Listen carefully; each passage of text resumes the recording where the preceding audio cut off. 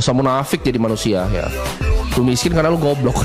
Itu quotes gua tuh. Kalian bisa bawa itu ke kuburan nanti kalau gua udah mati. Lu miskin sama dengan lu goblok. Karena gua gak ketemu satupun orang kaya yang bikin duit 1 triliun itu goblok, gak ada. Self reward, nggak perlu begitu ya. Investasi dulu, sabar dulu, kerja dulu, telentai dulu, belajar telentai. Gimana sih caranya dapat 1 miliar pertama secara cepat? Sekarang pertanyaannya kenapa harus cepat? Kenapa itu nggak bisa jadi proses? Kenapa nggak bisa lama? Kenapa hidup tuh maunya yang gampang? Kenapa hidup tuh nggak bisa susah? Kenapa sih kalian jadi manusia selalu cari yang cepat, cari jalan pintas? Lu fokus pada prosesnya. Kerja itu nggak ada yang bisa kaya cepat 1-2 tahun. Itu orang goblok yang bilang bisa kayak gitu. Lu mau kaya ya kerja 10 tahun, 20 tahun. Lu fokus di satu bidang, jadi yang terbaik di bidang itu. Dan lu kan hal-hal sulit. Dan lu fokus, lu disiplin dan lu fokus. Lu master craft lu. Yang terbaik untuk dia bukanlah yang terbaik buat gua.